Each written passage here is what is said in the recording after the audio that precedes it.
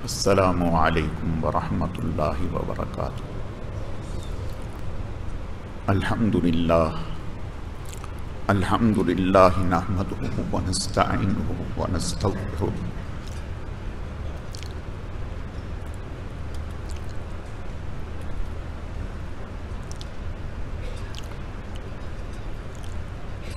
ونؤمن بہ ونتوکل علیہ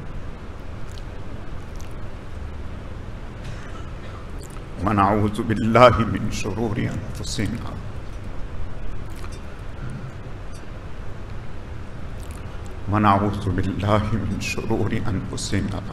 ومن سیئات اعمالنا من یہدہ اللہ فلا مضل لہ ومن یضللہ فلا ہادی لہ۔ اما بعد، اعوذ باللہ من الشیطان الرجیم، بسم اللہ الرحمن الرحیم۔ یا ایہا الذین آمنوا کتب علیکم الصیام کما کتب علی الذین من قبلکم لعلکم تتقون۔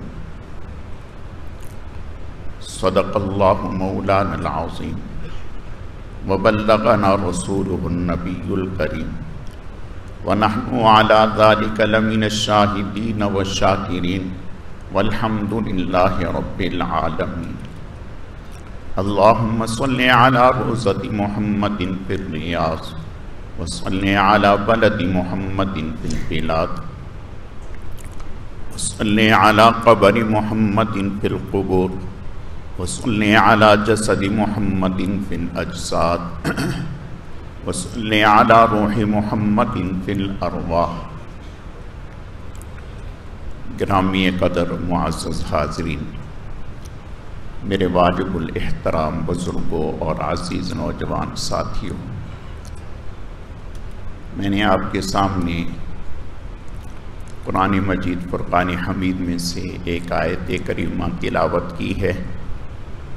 رب ذوالجلال سے دعا ہے کہ وہ ذات بزرگ و برتر مجھے اس کی روشنی میں صحیح صحیح کہنے کی، سمجھانے کی، سمجھنے کی، عمل کرنے کی توفیق عطا فرمائے، اور جو کچھ کہا سنا جائے اللہ رب العزت اسے اپنی بارگاہ میں اعلیٰ درجے میں قبول فرمائے۔ رمضان المبارک کا یہ پہلا جمعہ ہے۔ اللہ کا ہم پر بہت بڑا انعام ہے، احسان ہے کہ اس نے ہمیں زندگی میں یہ موقع عطا فرمایا۔ اللہ تعالی ہمیں اس کی قدردانی کی توفیق عطا فرمائے۔ میرے عزیزو، قرآن پاک میں اللہ پاک نے ان آیات میں ایمان والوں کو مخاطب فرمایا ہے، یا ایھا الذین آمنوا، اے ایمان والو۔ یہ خطاب جو ہے یہ محبوبانہ خطاب ہے، محبت بھرا خطاب ہے، تو اللہ پاک ہمیں محبت سے مخاطب فرما رہے ہیں کہ اے ایمان والو، ہم نے تم پر روزے فرض کیے جیسا کہ تم سے پہلے لوگوں پر روزے فرض کیے گئے تھے، لعلکم تتقون، تاکہ تمہیں متقی بنا دیا جائے، تم تقوی اختیار کرنے والے بن جاؤ۔ تو یہ اللہ تعالیٰ کا ہم پر انعام ہے، احسان ہے کہ اس روزے سے ہمارا اللہ کا کوئی فائدہ نہیں ہے، کوئی نفع نہیں ہے، اس روزے سے ایمان والے کو ہی نفع ہے۔ اور یہ رمضان المبارک کا مہینہ حدیث شریف میں آتا ہے کہ جب آپ صلی اللہ علیہ وسلم رمضان کا مہینہ آتا تو آپ صلی اللہ علیہ وسلم کی عبادت میں کثرت ہو جاتی، عبادت بڑھ جاتی، اور آپ صلی اللہ علیہ وسلم گریہ و تاری بڑھ جاتی، آپ کی دعاؤں میں بہت زیادہ اضافہ ہو جاتا، آپ صلی اللہ علیہ وسلم کی دعائیں پہلے سے زیادہ ہو جاتی۔ حضرت عائشہ صدیقہ رضی اللہ تعالی عنہ فرماتی ہیں کہ آپ صلی اللہ علیہ وسلم کا رمضان المبارک میں جب رمضان آتا تو آپ کا رنگ بدل جاتا، آپ پر گریہ طاری رہتی، آپ پر خوف غالب رہتا، اور آپ صلی اللہ علیہ وسلم کی دعاؤں میں بہت زیادہ اضافہ ہو جاتا۔ تو میرے عزیزو، یہ رمضان المبارک تو بہت بڑی نعمت ہے اللہ تعالیٰ کی۔ سچ پوچھیں یہ تو اللہ تعالیٰ کی محبت میں مر مٹنے کا مہینہ ہے۔ یہ مہینہ رمضان کا مہینہ تو اللہ تعالیٰ کی محبت میں مر مٹنے کا مہینہ ہے۔ حضرت امام مالک رحمۃ اللہ علیہ حدیث کے ساتھ حضرت امام مالک رحمۃ اللہ علیہ کو بہت شغف تھا، حدیث پڑھایا کرتے تھے، اور جب حدیث پڑھایا کرتے تھے تو اس وقت ادھر ادھر بالکل توجہ نہیں ہوتی تھی، حتیٰ کہ اگر بادشاہ بھی آ جاتا تو حضرت ذرہ برابر بھی توجہ نہ فرماتے، اپنی کام میں لگے رہتے، حدیث میں لگے رہتے۔ لیکن جب رمضان المبارک کا مہینہ آتا، حضرت امام مالک رحمۃ اللہ علیہ تعلیم بند کر دیتے، تعلیم بند کر دیتے، احادیث بند کر دیتے، صرف اور صرف قرآن کی تلاوت میں لگ جاتے، صرف اور صرف قرآن کی تلاوت میں لگ جاتے۔ حدیث شریف میں آتا ہے، آپ صلی اللہ علیہ وسلم کا ارشاد ہے، فرمایا اللہ فرماتے ہیں یہ رمضان میرا مہینہ ہے، رمضان میرا مہینہ ہے۔ کیا مطلب ہے اس کا؟ مطلب یہ ہے جیسے بیت اللہ اللہ کا گھر ہے، ہر وقت اس پر اللہ تعالیٰ کی تجلیات پڑتی رہتی ہیں، کوئی لمحہ ایسا نہیں ہوتا کہ بیت اللہ پر یا بیت اللہ میں جو لوگ موجود ہیں ان پر اللہ تعالیٰ کی تجلیات نہ ہوں اور وہ اللہ تعالیٰ کی تجلیات سے بہرہور نہ ہوں۔ فرمایا بالکل اسی طرح سے رمضان المبارک اللہ کا مہینہ ہے، اس مہینے میں ہر لمحہ، ہر گھڑی، ہر آن، رات میں، دن میں، صبح میں، شام میں اللہ تعالیٰ کی تجلیات پڑتی رہتی ہیں۔ اور آپ صلی اللہ علیہ وسلم نے ارشاد فرمایا پہلا روزہ رکھنے سے جب انسان پہلا روزہ رکھتا ہے تو اللہ تعالیٰ اس کی برکت سے اس کے پہلے تمام گناہ معاف فرما دیتے ہیں۔ اللہ تعالیٰ پہلے روزے کی برکت سے اس کے تمام گناہ معاف فرما دیتے ہیں اور جہنم سے آزاد فرما دیتے ہیں۔ میرے عزیزو، یہ رمضان اور یہ روزہ یہ معمولی عبادت نہیں ہے۔ یاد رکھیں، عبادت کرنے کے لیے تو اللہ کے فرشتے ہی کافی تھے، عبادت کے لیے اللہ کے فرشتے ہی کافی تھے، اور کہاں بھی تھا نحن نسبح بحمدک ونقدس لک، اے اللہ ہم آپ کی تسبیح کرتے ہیں، ہم آپ کی تحمید کرتے ہیں، ہم آپ کی عبادت کرتے ہیں۔ جب ہم سب کچھ کرتے ہیں تو پھر اس انسان کو پیدا کرنے کی کیا ضرورت ہے؟ لیکن یاد رکھیں میرے عزیزو، فرشتہ کبھی بھی انسان کی عبادت کو پہنچ سکتا ہی نہیں، فرشتہ انسان کی عبادت کو نہیں پہنچ سکتا۔ آپ کہیں گے کیسی بات کہہ دی؟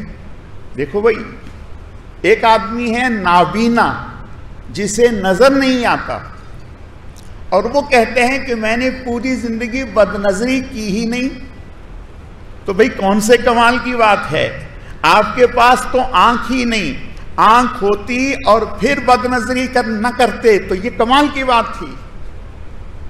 ایک آدمی ہے گونگا جو بول نہیں سکتا، اور وہ کہتے ہیں کہ ساری زندگی میں نے گانا نہیں گایا، میں نے غیبت نہیں کی، میں نے زبان سے کوئی گناہ نہیں کیا، تو بھئی کون سے کمال کی بات ہے؟ آپ کے پاس طاقت ہی نہیں تھی۔ اسی طرح سے اور دیگر چیزیں ہیں۔ تو فرشتہ جو ہے وہ تو گناہ کی طاقت رکھتا ہی نہیں۔ فرشتہ بھوک کو کیا جانے، فرشتہ پیاس کو کیا جانے، فرشتہ بد نظری کو کیا جانے، فرشتہ غیبت کے سننے کو اور گناہ کے سننے کو کیا جانے؟ وہ تو ان چیزوں کو جانتے ہی نہیں۔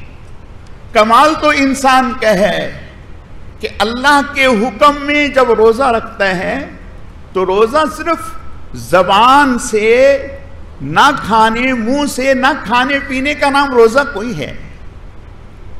صرف اتنا روزہ نہیں ہے، یہ تو بہت آسان کام ہے۔ نہیں میرے عزیز، روزہ سر سے لے کر پاؤں تک اپنے آپ کو محبت الہیہ میں رنگ دینے کا نام ہے۔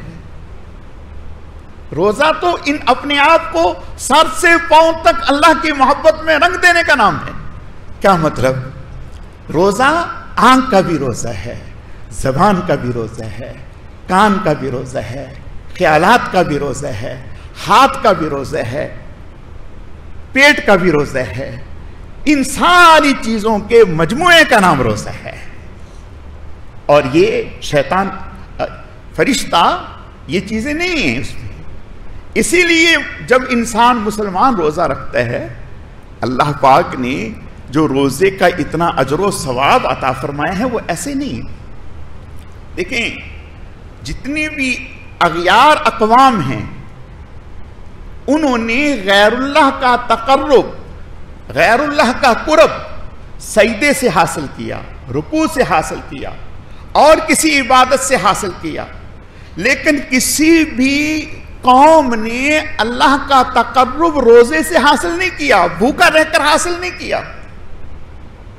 بھوکا رہ کر اللہ کا قرب حاصل کرنا، صرف بھوکا رہ کر نہیں، صرف بھوکا رہ کر نہیں، بھوکا رہ کر زبان کو خاموش کروا کر، آنکھ کو بند کر کے، کان کو بند کر کے، خیالات کو روک کر، ان ساری چیزوں کو روک کر صبح سے شام تک جب روزہ رکھتا ہے اور اللہ کی بارگاہ میں شام ہوتی ہے، پہنچتا ہے، تو پھر اس کی طرف سے ندا آتی ہے، الصوم لی وانا اجزی بہ، روزہ میرے لیے اور میں ہی اس کا بدلہ دوں گا، میں ہی اس کا بدلہ دوں گا۔ اب بدلہ تو سبھی عبادات کا اللہ دیتے ہیں، کون سی عبادت ہے جس کا بدلہ اللہ نہیں دیں گے؟ لیکن باقی عبادات کا بدلہ دینے کے لیے اللہ فرشتوں کو حکم کہیں گے، یہ دے دو، یہ کر دو۔ اور جب روزہ آئے گا تو اللہ فرمائیں گے پیچھے ہٹ جاؤ، یہ اس کا خالص عمل جس میں کسی غیر کی ملاوٹ نہیں تھی، یہ صرف میرے لیے تھا، اب اس کا بدلہ بھی میں ہی دوں گا۔ اور ایک حدیث میں آتا ہے، آپ صلی اللہ علیہ وسلم کا ارشاد ہے، آپ نے ارشاد فرمایا وَأَنَا أُجْزَى بِهِ، کہ اللہ فرمائیں گے اس روزے کا بدلہ میں خود ہوں، اس روزے کا بدلہ میں خود ہوں، اس نے روزہ میرے لیے رکھا اور میں ہی اس کا بدلہ ہوں۔ میرے عزیزو، کتنا بڑا اعزاز ہے، کتنا بڑا اعزاز ہے۔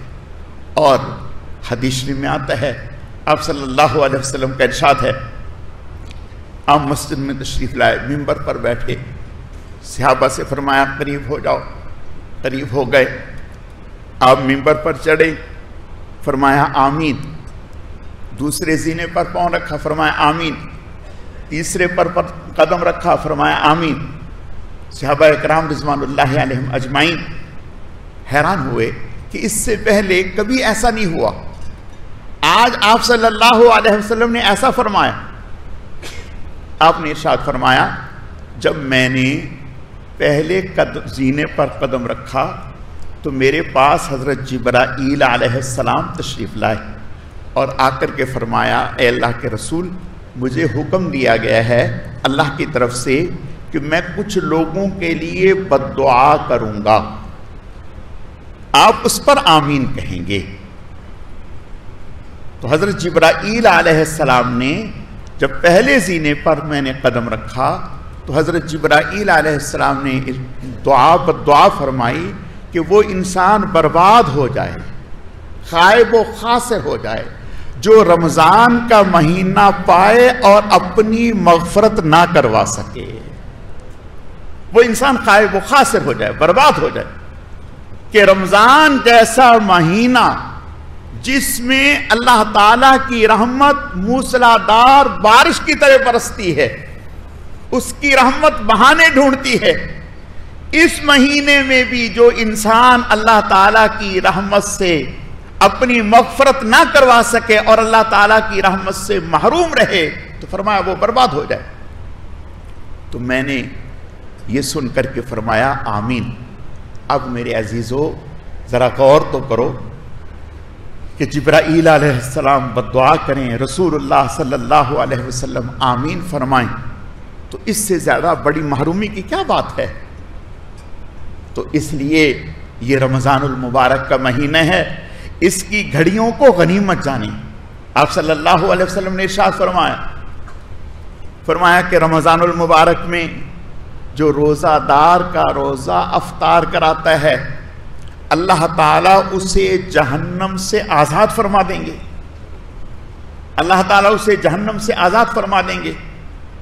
صحابہ کرام رضوان اللہ علیہم اجمعین فرمانے لگے یا رسول اللہ صلی اللہ علیہ وسلم، ہم میں سے ہر ایک میں اتنی طاقت کہاں، اتنی ہمت کہاں یا رسول اللہ کہ ہم پیٹ بھر کر دوسرے کو کھلا دیں؟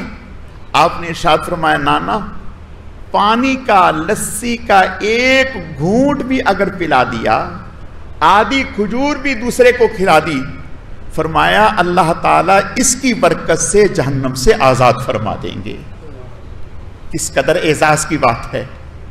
یہاں یہ بات بھی اچھے سے ذہن میں رکھیں، افطار کرنے والے کے سامنے بعض دفعہ مختلف لوگوں کی اشیاء آئی ہوئی ہوتی ہیں، محبت سے ایک نے بھی دے دی، دوسرے نے بھی دے دی، تیسرے نے بھی دے دی، چوتھے نے بھی دے دی۔ اب یقیناً افطار تو وہ کسی ایک سے کرے گا اور سب سے افطار تو نہیں کرے گا، لیکن انشاءاللہ ان سب کو اللہ تعالیٰ برابر کا اجر و ثواب عطا فرمائیں گے۔ اللہ تعالیٰ کا معاملہ بندے کے ساتھ نیتوں پر ہے، بندہ جیسی نیت کرتا ہے اللہ تعالیٰ اس کے ساتھ ویسا ہی معاملہ فرماتے ہیں، تو لہٰذا نیت سب نے کی تو اللہ تعالیٰ اس کے ساتھ سب کے ساتھ نیکی کا معاملہ فرماتے ہیں۔ اور حدیث شریف میں آتا ہے، آپ صلی اللہ علیہ وسلم کا ارشاد ہے، فرمایا افطار کے وقت میں جو بھی روزہ دار دعا کرتا ہے اللہ تعالیٰ اس کی دعا کو قبول فرما دیتے ہیں۔ بلکہ صرف یہی نہیں، بلکہ افطار کے وقت میں اللہ تعالیٰ فرشتوں سے فرماتے ہیں اپنے کام چھوڑ دو، اپنے کام چھوڑ دو۔ یا اللہ پاک پھر فرمایا کہ دیکھو میرا روزہ دار دعا کر رہا ہے، جو وہ دعا کرے تم اس پر آمین آمین کہتے رہو۔ آپ نے ارشاد فرمایا کہ افطار کے وقت میں جو بھی دعا کی جائے 3 موقع پر دعائیں قبول نہیں ہوتی، قبول ہوتی ہیں، رد نہیں ہوتی۔ فرمایا ایک افطار کے وقت میں دعا، جو روزہ دار افطار کے وقت میں دعا کرتا ہے اللہ اسے قبول فرماتے ہیں، رد نہیں فرماتے۔ اور دوسرا مظلوم کی دعا اللہ تعالیٰ رد نہیں فرماتے، اور تیسرا مسافر کی دعا اللہ تعالیٰ رد نہیں فرماتے۔ تو یہ وقت بہت ہی قیمتی وقت ہے۔ اب اس وقت میں اگر کچھ بھی نہ مانگ سکیں تو اتنا تو کہہ سکتے ہیں اے اللہ معاف کر دے، اے اللہ معاف کر دے، اے اللہ معاف کر دے، اے اللہ آپ تو کریم ہیں، آپ معاف کرنے کو پسند فرماتے ہیں، معافی مانگنے والوں سے خوش ہوتے ہیں، اے اللہ معاف کر دیجئے، اے اللہ معاف کر دیجئے۔ اور اپنے ساتھ چھوٹے بچوں کو بھی ساتھ بٹھائیں، گھر کے چھوٹے بچوں کو، مستورات کو، سبھی کو ساتھ بٹھائیں اور بٹھا کر کے اپنی دعا میں انہیں شریک کریں۔ جب ایک معصوم بچہ جس کا کوئی گناہ ہی نہیں ہے، جو گناہ کو سمجھتا ہی نہیں ہے، جب وہ آپ کی دعا میں آمین آمین کہہ رہا ہے، آپ کہہ رہے ہیں اے اللہ معاف کر دے اور وہ بھی آمین کہہ رہا ہے، تو رب کریم روزے دار کی اور معصوم کی دعا کو رد نہیں فرمائیں گے، رب کریم ضرور قبول فرمائیں گے۔ اور آپ صلی اللہ علیہ وسلم کا ارشاد ہے، فرمایا ایسے وقت میں لاکھوں انسانوں کی اللہ مغفرت فرماتے ہیں، لاکھوں انسانوں کی اللہ مغفرت فرماتے ہیں۔ تو میرے عزیزو، یہ رمضان المبارک کا مہینہ بہت ہی اونچا ہے۔ کچھ بھی نہ ہوتا، یہ جتنے بھی فضائل آپ صلی اللہ علیہ وسلم نے ارشاد فرمائے ہیں، اگر ایک بھی فضیلت نہ ارشاد فرماتے صرف اتنا فرما دیتے کہ میرے اللہ کا حکم ہے، میرے اللہ کا حکم ہے، بس اتنا فرما دیتے میرے اللہ کا حکم ہے، تو ہم ایمان والوں کا تقاضا یہ تھا کہ ہم اس کے حکم کے سامنے مر مٹ جاتے، اپنے آپ کو فنا کر دیتے۔ اے اللہ آپ کا حکم، آپ کا حکم اب یہ پورا ہو کے رہے گا۔ تو میرے عزیزو، یہ رمضان کا حدیث شریف میں آتا ہے، آپ صلی اللہ علیہ وسلم کا ارشاد ہے، فرمایا اس مہینے اللہ تعالی فخر فرماتے ہیں، اس مہینے فرشتوں کے سامنے بندوں پر اللہ فخر فرماتے ہیں، اللہ فرماتے ہیں دیکھو میرے بندوں کو۔ تو اس لیے یہ مہینہ بہت ہی اونچا مہینہ ہے، اور سچی بات ہے کمانے کا مہینہ ہے، آخرت کمانے کا مہینہ ہے، اللہ کو پانے کا مہینہ ہے۔ تو اس مہینے کوشش کرنی چاہیے جتنا زیادہ سے زیادہ اعمال میں، اور یاد رکھیں ترتیب بنائیں میرے عزیزو، اگر ترتیب نہیں بنائیں گے تو کچھ بھی نہیں کر پائیں گے۔ ترتیب کا معنی کہ ہم روزانہ اتنے پارے تلاوت کریں گے، اتنی رکعات نفل پڑھیں گے، اوابین پڑھیں گے اور گناہوں سے بچیں گے، یہ ترتیب بنائیں۔ اور اس کے ساتھ یہ بھی کہ جو ہمارے ذمے زکوٰۃ ہے وہ تو دینی ہی دینی ہے، اس کے علاوہ عطیہ میں سے بھی اللہ کے راستے میں کچھ ضرور دینا ہے۔ اللہ تعالیٰ سمجھنے کی، عمل کرنے کی توفیق عطا فرمائے۔